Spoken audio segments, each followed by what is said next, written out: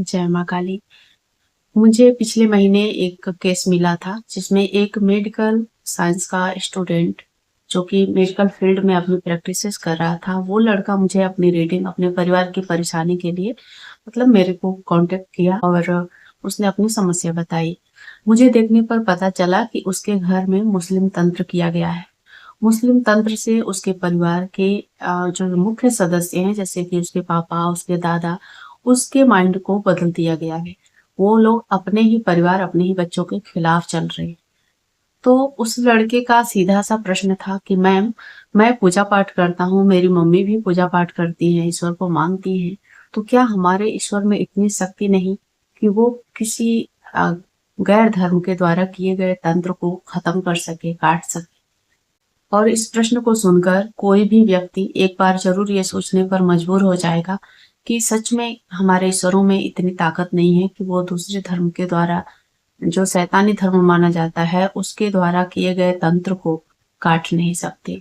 आज उसी का उत्तर मैं इस वीडियो में दूंगी। सबसे पहले मैं बात करूंगी मुस्लिम की। तो मुस्लिम जो पंथ होता है, संप्रदाय है, उसमें निर्गुण एक शक्ति को पूजा जाता है जिसे अल्लाह कहते हैं। सभी लोग, जितने भी लोग हैं उसमें, वो लोग सिर्फ एक अल्लाह को पूजते हैं, मानते हैं। पूजते नहीं है, वो लोग मानते हैं। जो भी दुआ प्रार्थना है वो करते हैं। वो उन्हीं के भरोसे में अपने आप को पूरी तरह से न्यौछावर करने को तैयार रहते हैं। आपने देखा होगा जिहाद टाइम, वो लोग अपने आप को खत्म करने के लिए पूरी तरह से तत्पर रहेंगे। अगर उनको अल्लाह के नाम पे अभी अभी मरने को बोल दिया जाए तो वो अभी अभी कट मर जाएंगे। वो लोग इतना समर्पण होते हैं अपने अल्लाह के प्रति। अब मैं बात करूंगी हिंदू धर्म की। हिंदू धर्म में तमाम देवी देवता हैं, तमाम रास्ते हैं, आपको बहुत सारे ऑप्शन मिल जाते हैं। अब वो होता ये है कि हमारे मन में अविश्वास होता है। पहली बात तो हम कोई विज्ञान की बातें सुन लेते हैं तो तुरंत अपने प्रभु पर शक करने लग जाते हैं। कोई किसी ने दूसरे भगवान की बड़ाई कर दी कि इनकी पूजा करने से आपका बिजनेस चलेगा, आपको अच्छा ग्रोथ मिलेगा, तो आप अपने जो आराध्य होते हैं, आपके इष्ट होते हैं, उनको छोड़कर आप दूसरे को पूजने लगते हो।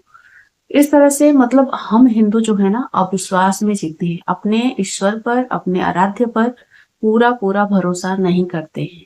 ये मुख्य कारण होता है। समझिएगा बात को। हमारे हिंदू देवी देवताओं में सामर्थ्य इतनी है कि वो क्या से क्या कर दे, लेकिन हम अविश्वास में जीते हैं, हमें भरोसा नहीं है। अगर हिंदू धर्म में किसी व्यक्ति को बोला जाए कि तुमको ईश्वर के नाम पे थोड़ा सा सेक्रीफाइस करने को बोल दिया जाए, कोई अपना संपत्ति सेक्रीफाइस करने को बोला जाए, या फिर अपना थोड़ा सा मतलब एक उंगली, समझिए एक उंगली भी काटने को कहा जाए, तो वो तर्क वितर्क करेगा, दुनिया भर की विज्ञान की बातें करेगा, और वो नहीं कर सकता। जबकि मुस्लिम कर सकता है। दूसरे धर्म के जो लोग हैं, जो यहूदी हैं, वो कर सकते हैं, जो जीसस को मानते हैं वो कर सकते हैं, पर एक हिंदू नहीं कर सकता, क्योंकि वो आधा भक्ति में जीता है और आधा तर्क में जीता है। तो एक बात समझ लीजिए, जहां पर तर्क होगा वहां पर भगवान नहीं होंगे। अगर आपको अध्यात्म को पूरा पूरा समझना है तो तर्क को छोड़ना होगा। बिना तर्क को छोड़े अध्यात्म को समझा नहीं जा सकता। तो जब तक हिंदू पूरा तरह से समर्पण नहीं करेगा, जिस तरह से अन्य धर्मों के लोग समर्पण भाव में जीते हैं, अपने ईश्वर के लिए कुछ भी करने को तैयार रहते हैं, अगर आपके अंदर वो समर्पण भाव नहीं है, समझिए, मैं इस बात को छोड़ देती हूँ कि जाने दो, मरने जीने की बातें आप मत करो, वो सब मत करो, लेकिन आपको विश्वास तो होना चाहिए। आप डगमगाते रहते हो, 4-5 मूर्तियां रख लोगे अलग अलग देवी देवता के, आप उसी में कंफ्यूज रहोगे किसको ज्यादा मानना है, किसको कम मानना है। मैं बोलती हूँ सिर्फ आप अपने इष्ट को चुनो, अपने आराध्य को चुनो। आराध्य और इष्ट एक ही होते हैं। बाकी सब ईश्वर की पूजा उन्हीं में हो जाएगी। अगर आप एक मूर्ति की पूजा करते हो, एक तत्व को मानते हो, आप 1000 तत्वों को मानकर उसी में उलझे रहते हो, आपको कुछ भी नहीं मिलेगा और आपको किसी भी तंत्र से नहीं बच पाओगे। हमेशा आपके अंदर आसपास नकारात्मकता घूमते ही रहेगी। जैसे कि आप साधना भी करते हो, मंत्र जाप करते हो, तो भी आपका मन हमेशा चंचलता से भरा रहता है। आप एक मंत्र कर रहे हो, एक जाप कर रहे हो, फिर भी आपके मन में शांति नहीं है, संतोष नहीं है। आप दूसरे वीडियोस भी देखते रहोगे, दूसरे मंत्रों के बारे में सर्च करते रहोगे, आप उस ऐसा मन में रहेगा कि इसके बाद मैं वो करूंगा, या फिर करूंगी।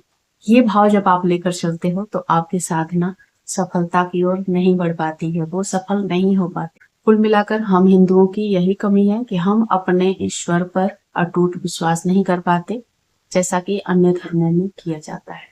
अगर ये वीडियो में आपको कुछ भी सीखने को मिला है तो चैनल को सब्सक्राइब कर वीडियो को लाइक जरूर करिएगा। चलिए मिलते हैं अगले वीडियो में, तब तक अपना ख्याल रखें। जय मां काली।